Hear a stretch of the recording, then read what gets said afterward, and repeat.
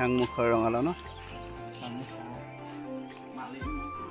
নমস্কাৰ স্বাগতম জনাইছোঁ আন এটা নতুন ভিডিঅ'লৈ আশা কৰোঁ আপোনালোক সকলো ভালে আছে ভালে থাকক তাকেই কামনা কৰিছোঁ ঘৰৰ পৰা আমাৰ সৰু খুৰা আহিছিলে আৰু সৰু খুৰালৈ আমি আজি যাব লৈছোঁ ঐতিহাসিক শিৱসাগৰৰ এখন ঐতিহাসিক স্থানলৈ আৰু আমাৰ লগত আজি ডক্টৰদাও ওলাইছে আৰু আমি যাম আজি সৰু খুৰালৈ আজানপীৰ দৰগাহলৈ শিৱসাগৰ নগৰৰ পৰা প্ৰায় 22 কিলোমিটাৰ নিলগত আজানপীৰ দৰগাহ অৱস্থিত আৰু যোৱা ৰাস্তাটো দেখিছেনে খুব সুন্দৰ এটা সেউজীয়া পৰিৱেশ আৰু শিৱসাগৰ নগৰৰ পৰা আজানপীৰ দৰগাহলৈ যোৱা বহুকেইটা ৰাস্তাই আছে কিন্তু আমি যিটো ৰাস্তাত গৈছিলোঁ সেই ৰাস্তাতে আছে বাসুদেৱ থান টকৌবাৰী সত্ৰ ডক্টৰদাই ক'লে যে এইফালে আহিছোঁ যেতিয়া সত্ৰভাগত সোমাই যাওঁ গতিকে আমিও পলম নকৰিলোঁ গোটেইকেইটা গাড়ীখন ৰাখি ভিতৰলৈ সোমাই গ'লোঁ যিহেতু আমি আবেলি ভাগত আহিছিলোঁ নাম প্ৰসংগ সমাপ্ত হৈছিলে হ'লেও আমি বাহিৰৰ পৰাই সত্ৰভাগত সেৱাভাগ জনালোঁ আৰু আইগৰাকীয়ে আমাক প্ৰসাদৰ ভাগ এটাও দিলে আমি প্ৰসাদৰ ভাগটো লৈ ল'লোঁ আৰু এইফালে চাওকচোন এই ফুলপাহ ইমান ধুনীয়াকৈ ফুলি আছে আমি পিছত তাৰ নামটো কি গম নাপালোঁ আৰু এনেকৈ অলপ সময় তাত থাকি আমি আমাৰ মেইন গন্তব্যস্থান আজানপীৰ দৰগাহলৈ পাই গ'লোঁ আজানপীৰ দৰগাহ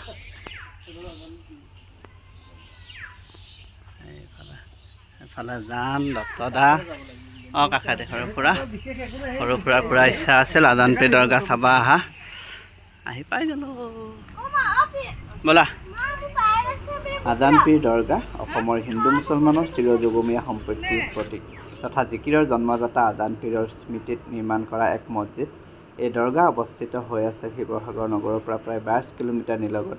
দিখৌ আৰু ব্ৰহ্মপুত্ৰৰ সংগমস্থলৰ ওচৰতে শৰাগুৰি চাপৰিত দিখৌ আৰু ব্ৰহ্মপুত্ৰৰ নৈয়ে তিনিওফালৰ পৰা বেৰি আজান ফকীৰ এজন ইছলাম ধৰ্ম প্ৰচাৰক সাধু আৰু কবি আছিল তেওঁৰ প্ৰকৃত নাম আছিল হজৰত শ্বাহ মিৰাণ ইয়াৰ বাহিৰেও তেখেতক আজানপীৰ শ্বাহ মিৰাণ আৰু আজান ফকীৰ নামেৰেও জনা যায় তেওঁৰ জন্ম 1610 চনৰ আৰু ওচৰে পাজৰে ইৰাকৰ ৰাজধানী বাগদাদৰ এখন গাঁৱত হৈছিল আনুমানিক খ্ৰীষ্টীয় 7ম-8ম শতিকাৰ লগত কেইজনমান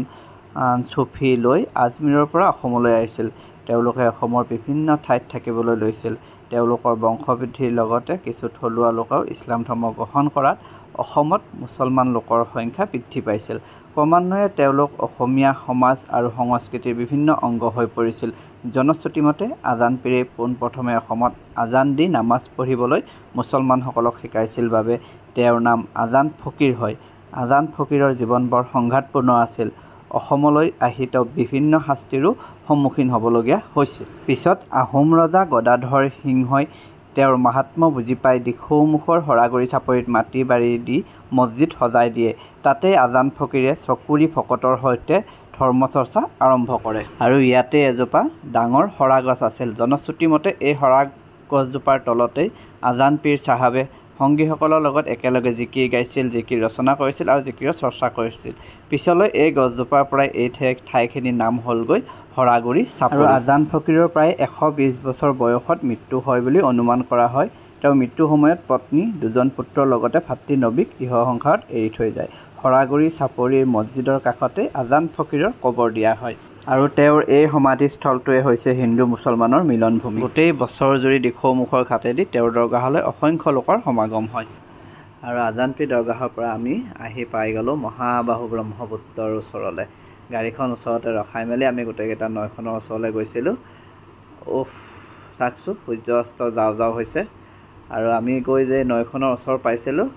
নাও এখনো আহিছিলে আৰু নাওখন যাব বোলে সিফালৰ পাৰলৈ তেওঁলোকৰ মহৰ খুঁটি আছে মহৰ খুঁটিলৈ যাব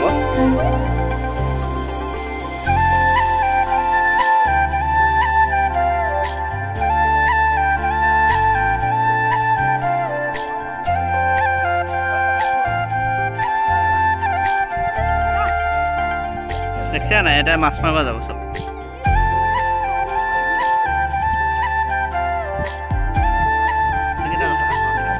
আৰু বাসুদেৱ থানত আইগৰাকীয়ে দিয়া প্ৰসাদখিনি আমি এই মহাবাহু ব্ৰহ্মপুত্ৰৰ পাৰতে বহি আমি আজি প্ৰসাদকে খালোঁ খুব ধুনীয়াকৈ বাসুদেৱ থানৰ প্ৰসাদ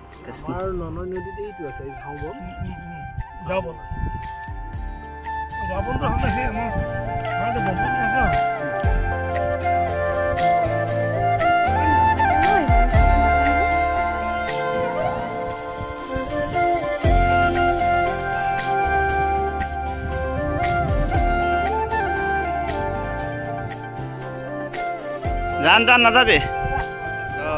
আমাৰ লগতে আছে খাব আকৌ দিব পৰা নাই আমি এতিয়া ইয়াৰ পৰা যাব লৈছোঁ এবাৰ আমি ৰঙালাও কিনিম বলক কিমান ৰঙালাও আছে একদম বহুত ৰঙালাও খেতি কৰিছে ইয়াতে নাজান এতিয়া আমি ৰঙালাও ল'ম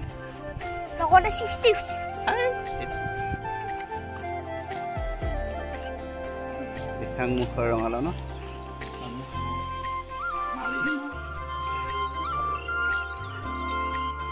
আৰু আমি ইয়াৰ পৰা ৰঙালাও প্ৰায়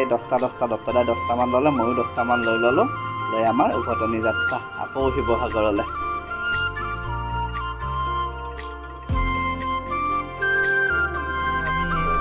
এতিয়া খৰাগুৰি চাপৰি আজানপীৰ দগা চাবলৈ আহিলোঁ এতিয়া ঘূৰি আহোঁতে দেখিছোঁ দম দম ৰঙালাও এয়া ছোৱালীয়ে মহ চৰাই দিছে হোৱা অসমীয়া বাপতিসাহোন ৰঙালী বিহু হুঁচৰি আমাৰ এই চেমনীয়া ডেকা মইনা এইসকলে ধুনীয়াকৈ বিহু গাই ফুৰিছে ঘৰে ঘৰে বিহু গোৱাৰ যিটো কৃষ্টি এইটো এটা হেৰাই গৈছিলে কিন্তু আমি ইয়াত দেখিবলৈ পাইছোঁ এটা খুব ভাল লাগিছে এয়া ঢুলীয়াসকলে ঢোল লৈ আহিছে